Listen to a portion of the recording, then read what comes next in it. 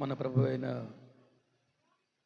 యేసుక్రీస్తు శుభనామములు కూడొచ్చిన మీ అందరికీ నా హృదయపూర్వక వందనాలు తెలియజేస్తున్నాను. దేవుని నామానికి మహిమ కలుగును గాక. హల్లెలూయా. ఈనాటి సభాధ్యక్షులు స్థానిక సంఘ కాపరి దైవజనులు కృష్ణఫరయ్య గారిని బట్టి, వారి కుటుంబాన్ని బట్టి, అలాగే ధనరాజు గారిని బట్టి, వారి కుటుంబాన్ని బట్టి, దేవుని సేవకు కూర్చున్న అందరిని బట్టి ఈ రోజున వాక్యం అందించడానికి రావడానికి కారణమైన కృపావరం మరియు షారోన్ వారి కుటుంబం మరొకసారి ప్రభు నామాన్ని నేను కనపరుస్తున్నాను. సమయం చాలా తక్కువ ఉంది, ఎందుకంటే ఇప్పటికీ ప్రోగ్రాం అంతా అయిపోవాలి. నేను కూడా ఆలస్యం అయిపోయాను.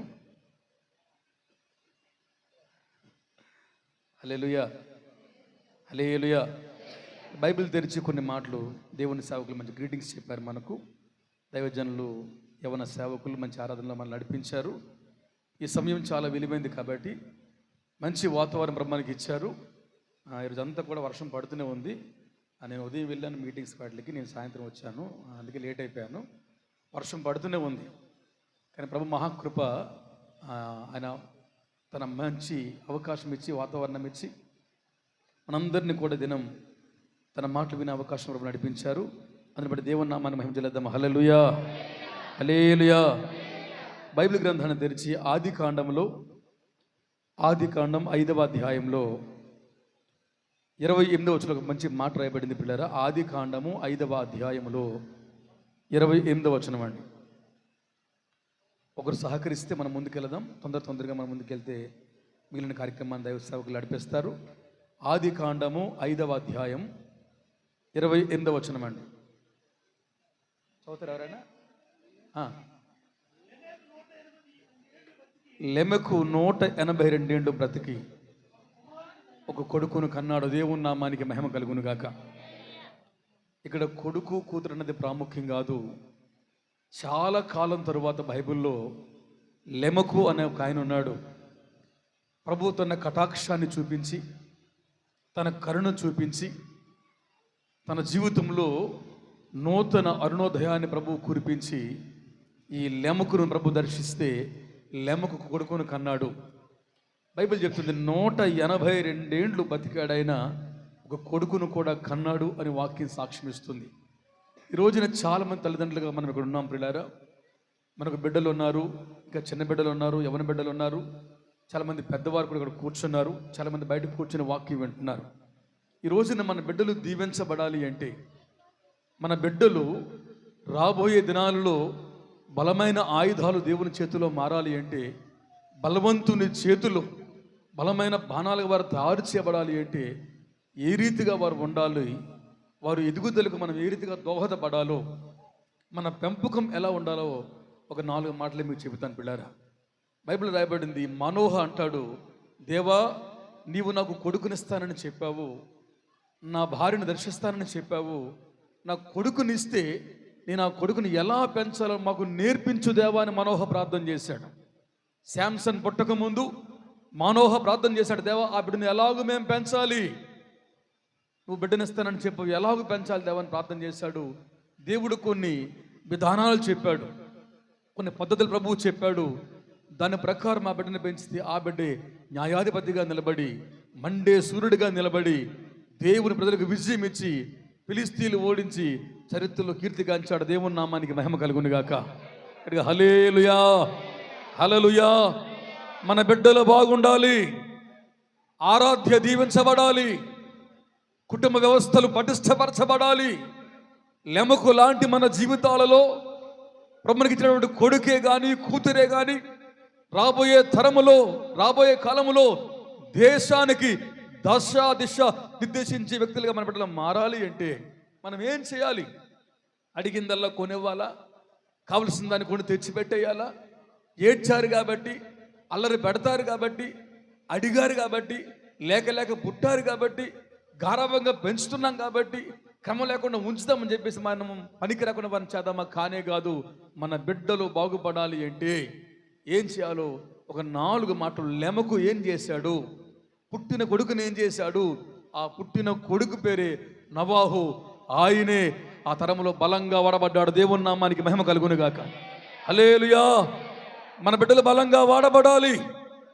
ఈ తరములో నిందారహితులుగా జీవించే వారిగా మార్చబడాలి. ఈ తరములో దేవుని సాక్ష్యం బిడ్డలు పొందాలి అంటే లెమకు ఏం చేశాడు, లెమకు భార్య ఏం చేసింది, ఈరోజు మనమేం చేయాలి, తల్లిదండ్రులు ఏం చేయాలి, కృపావరం షారోన్ ఏం చేయాలి, కూర్చున్న మనం ఏం చేయాలి మన బిడ్డల కోసం అంటే, బిడ్డల మొట్టమొదటి చూడండి ఒకసారి, మన బిడ్డలు బాగుండాలి అంటే మనం ఏం చేయాలి అంటే, ఆదికాండంలోనే 5వ అధ్యాయంలోనే, ఆదికాండం 5వ అధ్యాయంలో వచనం 29 అండి, 5:29. భూమిని యెహోవా శపించినాడు. ఆమేన్, ఆమేన్. ఒక ప్రత్యేకమైన సందేశం మనం వినబోతున్నాం, అక్కడ రికార్డు కూడా అవుతుంది. మీతో పాటు చాలా మంది దేవుని వాక్యాన్ని వీక్షిస్తారు. దాదాపుగా 10,000 మంది పైగా మా దగ్గర యూట్యూబ్లో ఉన్నారు, చాలా మంది వీక్షకులు పిల్లరా. ఈరోజు నీ సందేశం చాలా ప్రాముఖ్యమైనది. నేను కొద్ది నిమిషాలే మాట్లాడతాను, సమయానికి వారికి మైక్ ఇచ్చేస్తాను. కానీ ఈ రాత్రి ఆరాధ్య దీవించబడాలి, ఈ కుటుంబం దీవించబడాలి. ఇంత గ్రాండ్గా పెట్టినటువంటి ఈ ప్రార్థన కూడికలో ప్రభువుకు మహిమ రావాలి, మనందరి బిడ్డల మీదకు దేవుని అభిషేకం రావాలి. దేవుని నామానికి స్తోత్రం కలుగును గాక. హల్లెలూయా. యెహోవా భూమిని శపించినాడు అని వాక్యం మాట్లాడుతుంది. ఈ మాట లెమకు అంటున్నాడు, యెహోవా దేవుడు భూమిని శపించినాడు. పిల్లారా, ఈ రాత్రి కాలమందు దేవుని సృష్టిలో శాపానికి చోటు లేదు. దేవుడు సర్వాన్ని మంచిదిగా చేశాడు, అన్నిటినీ దేవుడు మంచిగా ఉంచాడు. చెడు అన్నది దేవుని సృష్టిలో ఎంత మాత్రం లేదని వాక్యమే మాట్లాడుతుంది.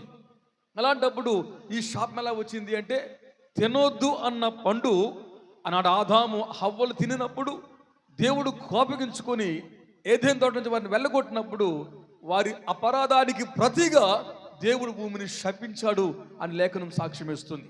అంతవరకు భూమి సస్యశ్యామలంగా ఉండేది, ఫలభరితంగా ఉండేది.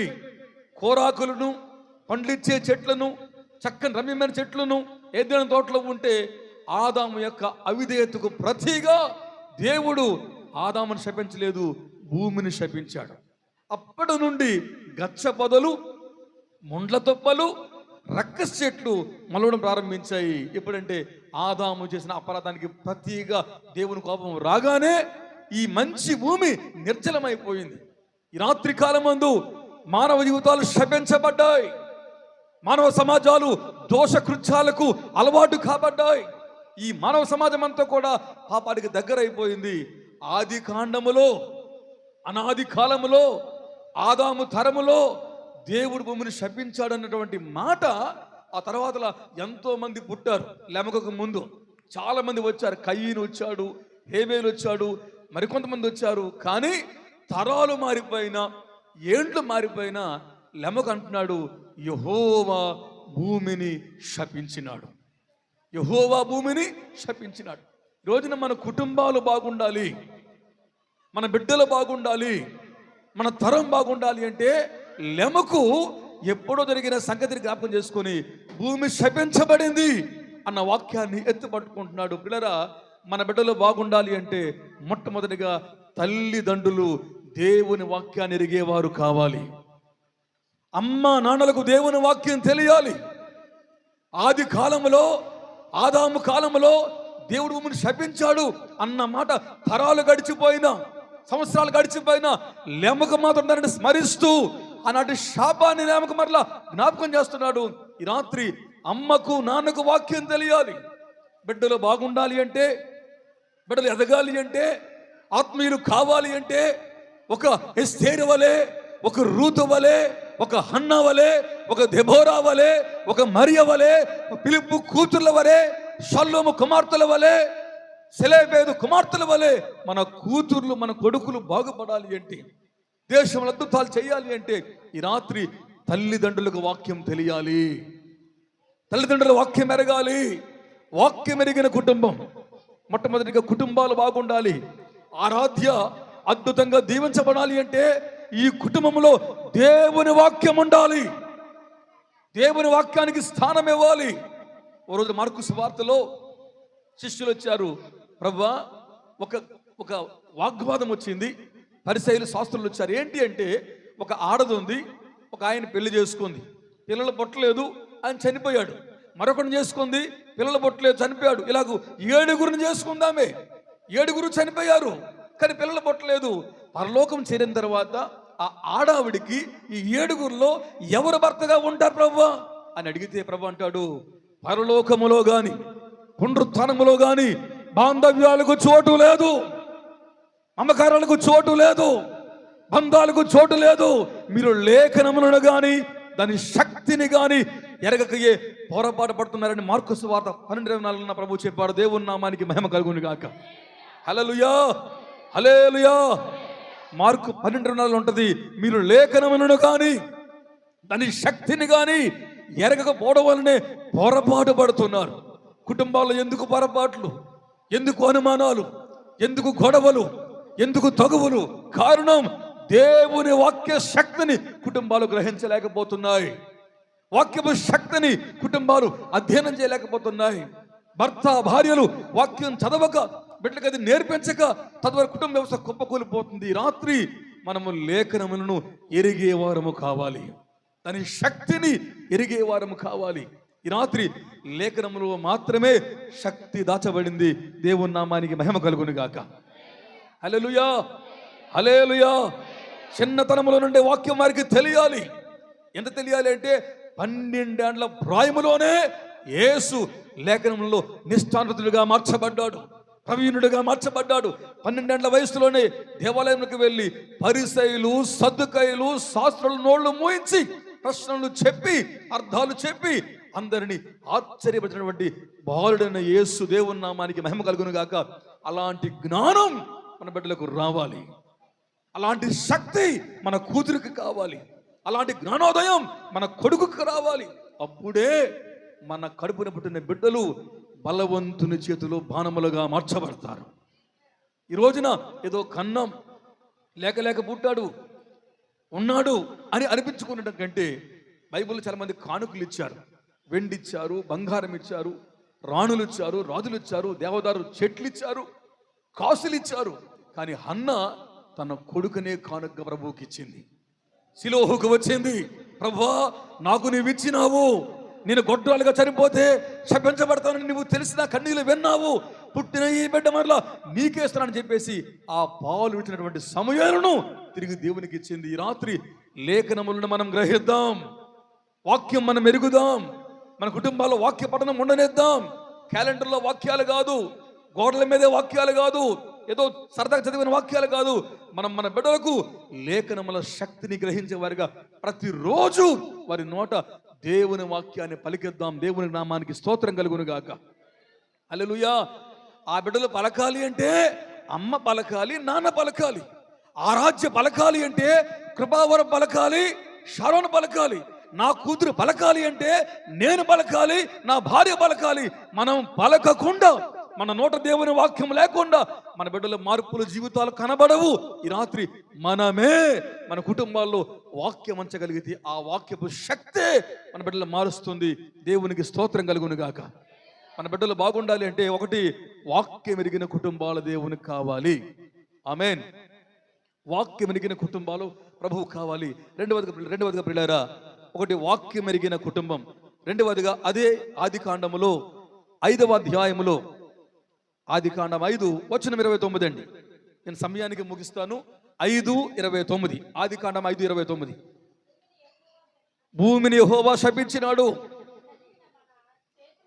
మన చేతుల కష్టం విషయంలోను, మన పని విషయంలోను. ఆమేన్. అందరూ చెప్పండి ఒకసారి, హల్లెలూయా, హల్లెలూయా, ప్రైజ్ ది లార్డ్. ఒకటి, మన బిడ్డలు బాగుండాలి అంటే మన కుటుంబాల్లో దేవుని వాక్యం ఉండాలి, మన హృదయాలలో వాక్యం ఉండాలి, లేఖనం ఉండాలి. లేఖనం ఎక్కడ ఉంటుందో ఆ కుటుంబాలు దీవించబడతాయి. గిత్తీయుడైన ఉబేదెదోము ఇంటిలో 3 మాసాలు మందసం ఉండగానే దేవుడు ఆ వ్యక్తిని సమృద్ధిగా దీవించినాడు. అతడు కొండ మీద ఉండేవాడు, అతడు ఇజ్రాయేలుడు కాడు, అతడు గిత్తీయుడు. అయినా సరే మందసం ఉంది కాబట్టే ఆ కుటుంబం దీవించబడింది. ఈ రాత్రి రెడ్డి కంచెలున్నటువంటి దేవుని ప్రజలారా, మీ ఇంటిలో వాక్యం ఉంటే, సత్య వాక్యం ఉంటే, అపోస్తుల బోధ ఉంటే, ఉపదేశం ఉంటే తప్పక దేవుడు మిమ్మల్ని మీ కుటుంబాలను దీవిస్తాడు. ఒకటి. రెండవది వాక్యం మాట్లాడుతుంది, మన చేతుల కష్టం, మన పని విషయంలో మనకు నెమ్మదిస్తాడు. ఆమేన్, ఆమేన్. 3 సార్లు మన మన మన అని రాయబడింది. మీరు బాగా గ్రహించాలి వాక్యాన్ని. 3 సార్లు మన చేతుల కష్టం, మన పని విషయం, మనకు నెమ్మదని 3 సార్లు మన మన అని రాయబడింది. 1 వాక్యం ఎరిగిన కుటుంబం, అందుకే నవాహు వాడబడ్డాడు. 2 ఐక్యత కలిగిన కుటుంబం, ఐక్యత కలిగిన కుటుంబం. ఈ రాత్రి కాలమందు మన బిడ్డలు బాగుండాలి అంటే తల్లిదండ్రులు ఐక్యతతో సంధించబడాలి. అమ్మ నాన్న భార్య భర్త కుటుంబ వ్యవస్థలో ఎక్కడైతే యూనిటీ ఉంటుందో అక్కడే పరిశుద్ధాత్ముడు బలంగా పనిచేస్తాడు. ఐక్యత లేకపోతే, గొడవలుంటే, తగువులుంటే ఆ పిల్లలు దీవించబడరు. అమ్మ నాన్న కొట్టుకుంటే, భార్య భర్తలు తిట్టుకుంటే, వీళ్ళిద్దరూ మాట మాటికి ఆర్గ్యుమెంట్స్ చేసుకుంటే ఆ బిడ్డలు ఎంత మాత్రం వాడబడరు. మన బిడ్డలు బాగుండాలి అంటే 1 మనం వాక్యం ఎరగాలి, 2 మనం ఐక్యత కలిగి ఉండాలి. నేను గొప్ప, నువ్వేం తెచ్చావు, నువ్వు గొప్ప, నేను ఎక్కువ చదువుకున్నాను, నేను అందంగా ఉన్నాను, నువ్వు వెలగొన్నావు, అది ఎలాగాని వాగ్వాదాలు మానేసి, హెచ్చుతగ్గులు మానేసి, తారతమ్యాలు మానేసి, ఏ కుటుంబంలో అయితే భార్య భర్తలు కలిసిపోతారు, ఐక్యమవుతారు, విలీనమవుతారు, ఏకమవుతారు, వారిద్దరి మధ్యన పరిశుద్ధాత్ముడు దిగి వస్తాడు. దేవునికి స్తోత్రం కలుగును గాక. ఎఫెసీయులు అంటాడు పౌలు గారు, ఆత్మ కలిగించు ఐక్యతను మీరు కాపాడుకోండి. పరిశుద్ధాత్మ దేవుడు ఐక్యతనిచ్చేవాడు. రాత్రి కుటుంబాలలో ఐక్యతలు కావాలి. కింద వర్తమానం వింటూ, రోడ్డు మీద వర్తమానం వింటూ ఒకవేళ మీ ఇంట్లో గొడవలు ఉంటే, తగువులు ఉంటే, ఇబ్బందులు ఉంటే ఈ రాత్రి భార్య భర్తలారా, అమ్మ నాన్నలారా మీరు ఐక్యపరచబడాలి. మీరు గొడవలు ఆడుకుంటే మీ పిల్లలు దీవించబడరు. నేను ఎక్కడో విన్నాను, కొన్ని సందర్భాల్లో ఇంట్లోన భార్య భర్త దెబ్బలాడుకుంటే పిల్లోడిని పిలుస్తారు, మీ నాన్నగాడుగా డబ్బులు, వాడు వచ్చి అమ్మ డబ్బులు అడిగింది, మళ్ళీ వెళ్తాడు క్యారియర్ ఇస్తాడు, మళ్ళీ వాడు వచ్చి, అంటే అమ్మ నాన్న మాట్లాడుకోరు. కొన్ని ఇంట్లోనట చీటీ రాసుకుంటారట, చీటీ, ఈ కాయగూరలు అంటే ఇవి మాట్లాడదు, గొడవ ఆడుకుంది కదా, వాడికి ఇస్తే అటు నాన్నకి ఇస్తాడు, మళ్ళీ నాన్న వచ్చి తెచ్చాను అని చీటీ పట్టుకొస్తే అమ్మకి ఇస్తాడు. ఈ రోజున అలాంటి వ్యవస్థలు ఉంటే కుటుంబాలు వర్ధలో బిడారా. నీతిమంతుని గుడారములో రక్షణను గూర్చిన ఉత్సాహనాదం విరబడాలి, ప్రాంతాలు మారుమ్రోగాలి, దేశం ఉద్ధరించబడాలి అంటే, పాడైన బద్దలైన బండ సందులు నిలబడేవారు కావాలి అంటే ఈ రాత్రి లేఖనములు మనం ఎరగాలి. 2వదిగా ఐక్యత కలిగి జీవించాలి, ఏకాత్మ కలిగి జీవించాలి. యేసు ప్రభువారు 3 సంవత్సరాల 6 మాసాలే సేవ చేశాడు. ఆయన కుంటి వారికి కాళ్ళు ఇచ్చాడు, మగవారికి నోరిచ్చాడు, గుడ్డి వారికి చూపించాడు, చనిపోయిన బ్రతికించాడు. కానీ ఒకటి మాత్రం చేయలేకపోయాడు ఆయన. అదేంటంటే శిష్యుల మధ్యన ఐక్యత తేలేకపోయాడు, ఏకాత్మ తేలేకపోయాడు. నేను గొప్ప అంటే నేను గొప్ప, కాళ్ళు కడుగుతూ ఉంటే నేను కడిగితే నన్ను రోజు కడగమంటారేమో అని దాక్కుంటే ఏసే లేచి కాళ్ళు కడిగాడు. ఇలాగ వాగ్వాదాల వారికి, నేను కేపానని, నేను ఉరిమిడివాడినని, నేను ఆనుకునేవాడినని, నేను లేవీనని, నేను కపటం లేనివాడినని కొట్టుకుంటూ ఉంటే ప్రభువారు మరణించి, మరణం గెలిచి ఆయన పునరుత్థానం వెళ్ళిపోయాడు. మేడగదిలో ఆమె చెబుతారు ఒకసారి, పెంతెకోస్తు పండితులందరూ కలిసి కూర్చుని ఏకాత్మతో ప్రార్థన చేస్తూ ఉండగా పరిశుద్ధాత్ముడు దిగి వచ్చినాడు. ఆమేన్, హల్లెలూయా. ఈ రాత్రి ఐక్యపరిచే ఆత్మ కుటుంబాల మీదకు రావాలి, ఆకాశం తెరవబడాలి, కుటుంబాలు దీవించబడాలి, కుటుంబాలు ఐక్యతతో కట్టబడాలి. పిల్లరా, ఈ రోజున లేఖనములు ఎంత ప్రాముఖ్యమో ఐక్యత కూడా అంతే ప్రాముఖ్యం. అరుచుకోవడం, కేకలేసుకోవడం, కొట్టుకోవడం గొప్ప కాదు, కలిసి బ్రతకడం చాలా కష్టం. అదే ప్రభువు కావాలి. మనం కలిసి ఉందామంటే తప్పకుండా 3వ పేటగానే మన మధ్యన ఉంటాడు అని సొలొమోను ప్రసంగిలో చెప్పాడు. 3వ పేట వేసిన తాడు తెగిపోతున్న వాక్యం మాట్లాడుతుంది. రాత్రి కాలం మందు 2వదిగా ఐక్యత కలిగి మనం బ్రతుకుదాం, ఏకాత్మ కలిగి బ్రతుకుదాం, సమ్మతిద్దాం. ఇది చేద్దామంటే అనొద్దు అంటాడు, ఇలా వెళ్దామంటే ఆవిడొద్దు అంటది. అలా కాకుండా ఇద్దరు ఒకే మాట మీద బ్రతకాలి. ఆమేన్. ఆ మాట యేసు మాట కావాలి. ఆమేన్, ఆమేన్. ఐక్యత కలిగి జీవించాలి. 3వదిగా మనం ముందుకెళ్దాం పిల్లరా, 3వదిగా ముందుకెళ్దాం. 3వదిగా అదే 5వ అధ్యాయంలో, పావు గంటల ముగిస్తాను నేను. 5వ అధ్యాయంలో వచనం 29 అండి, 5:29 చదవండి. మధ్యాహ్నం చదవండి. శపించినందువలన కలిగిన చేతుల కష్టములోను పని విషయములోను ఈ పుట్టిన కుమారుడు నెమ్మది కలుగుజేయును అని అనుకున్నారు. ఆమేన్. చెప్పట్లేదు ఎవరు కూడా ఆమేన్. లేఖనంలో ఎరిగిన కుటుంబం. ఆమేన్. 2, ఐక్యత కలిగిన కుటుంబం. 3, బిడ్డలు ఎదగాలి, వాడబడాలి, దేశానికి ప్రయోజనంగా మారాలని అనుకున్న కుటుంబం. They expect something about their children. ఈ రాత్రి కనేస్తాం, వాళ్ళని తిడతాం, ఒరే దద్దమ్మ, ఒరే బిరుకోడా, ఒరే యూజ్లెస్, పనికి మాలిన మన తిట్లు, మన నోటితో తిడతాం. ఇక వాళ్ళు ఎలా దీవించబడతారు? నోవాహు అంతగా వాడబడడానికి కారణం ఏంటంటే లెమకు భార్య నోవాహు కోసం వారు అనుకున్నారు. ఆమేన్. విడిపించువాడుగా మారతారని అనుకున్నారు. ఆమేన్. ప్రయోజకుడిగా మారుతాడని అనుకున్నారు. దేశోద్ధారకుడు అవుతాడని అనుకున్నారు. రాత్రి మనం అనుకోవాలి. అనుకోండి ఒకసారి, నా బిడ్డలు చెప్పండి, నా బిడ్డలు దేశానికి మూల స్తంభాలు అవుతారు అని మనం అనుకోవాలి. వాడబడతారని అనుకోవాలి. మన సమాజంలో, మన తరంలో భక్తులు లేస్తారు. ఆ భక్తుల్లో మన బిడ్డలు ఉండాలని మనం అనుకోవాలి. అనుకోకుండా, ఆశలు లేకుండా ప్రభు కార్యాలు చేయడు. రాత్రి అనుకుంటాం ఏదో చిన్నది లేదండి మాకు సరిపోద్ది అనుకుంటాం. కానీ లెమకు పొలానికో వీధికో కాకుండా దేశాన్ని, భూమిని విడిపించి విమోచకుడిగా నా కొడుకు మారాలి అని అతడు అనుకున్నాడు. ఇంగ్లాండ్ దేశంలో సూసన్న వెజ్లీ అని ఒక ఆవిడ ఉంది. ఆమెకు 19 మంది బిడ్డలు, దాదాపుగా 19 మంది బిడ్డలు.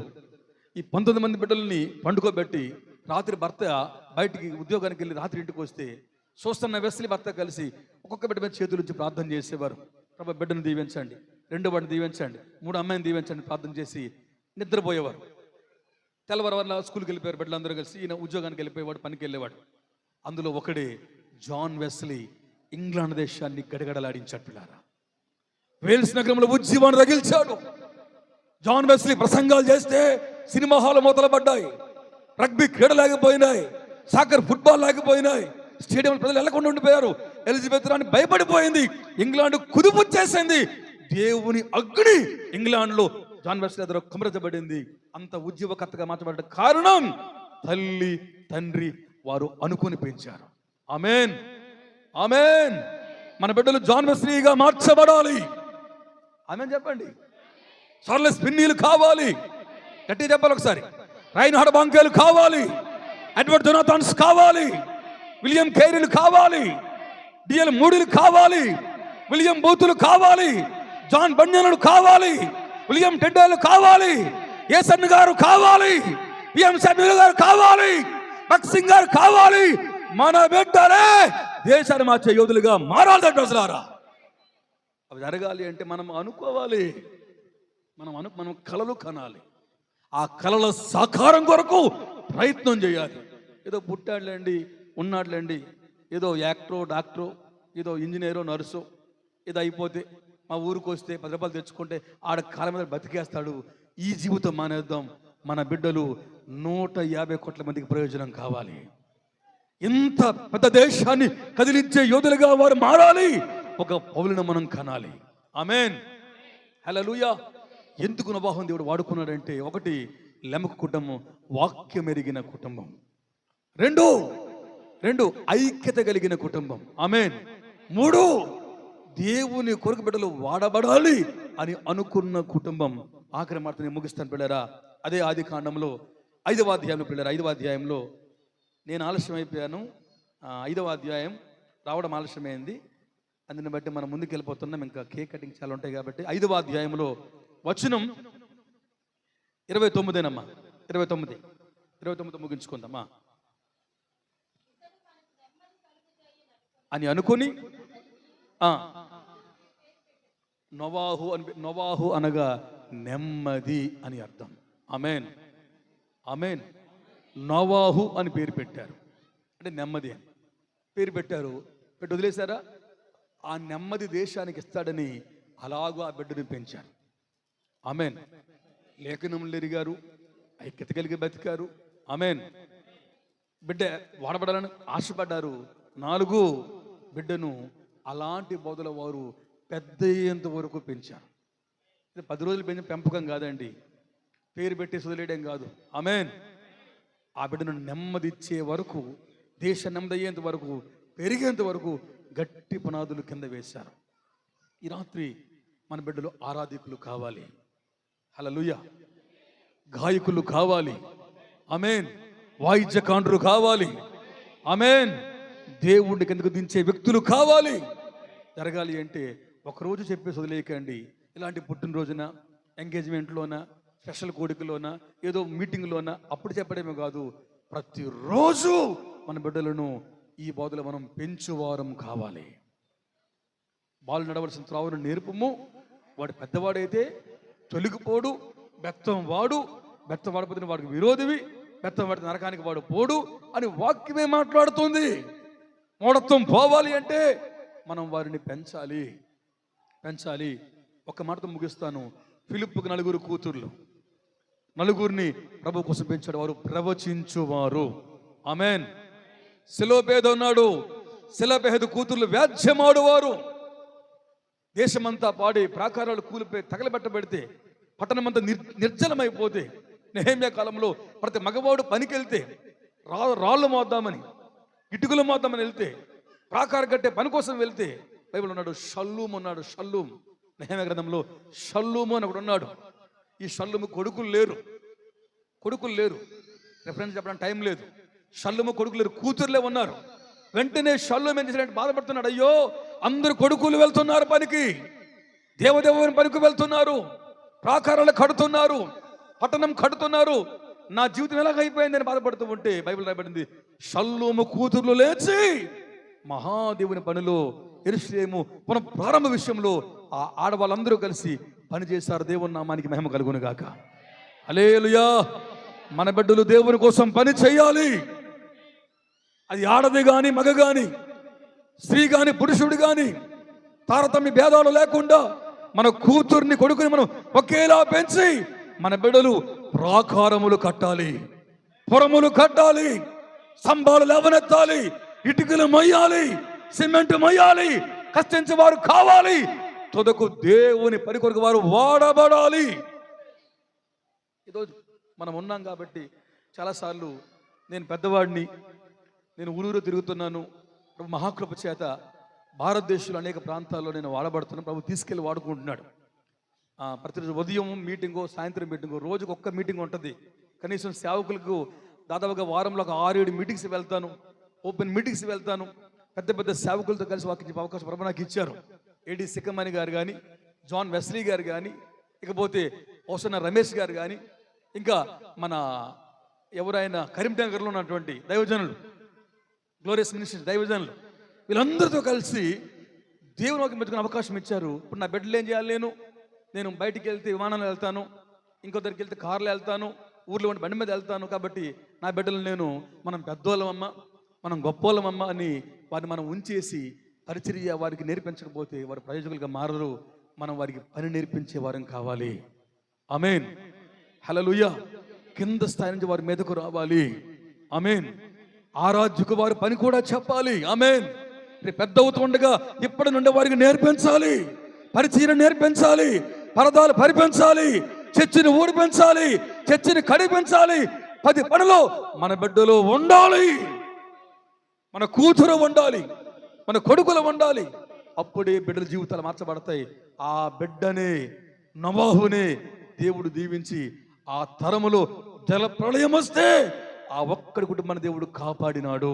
ఎందుకంటే అతడు నీతిమంతుడిగా, నిందరహితుడిగా ప్రభు కొరకు జీవించాడు. ఈ రాత్రి ఈ కుటుంబం దీవించబడాలి అంటే, రాబోయే రోజుల్లో వచ్చే ఉపద్రవాన్ని ఎదుర్కోవాలి అంటే, శోధనను తట్టుకోవాలి అంటే ఈ కుటుంబం లేఖనములు ఎరగాలి. ఆమేన్. ఐక్యత కలిగి ఉండాలి. బిడ్డలను ప్రభువు కోసం పెంచాలని ఆశ ఉండాలి. 4వదిగా ఆ బోధలోనే వారు ఎదిగేంత వరకు, పెరిగేంత వరకు, ఆఖరి శ్వాస వరకు వారిని పెంచుతూనే ఉండాలి.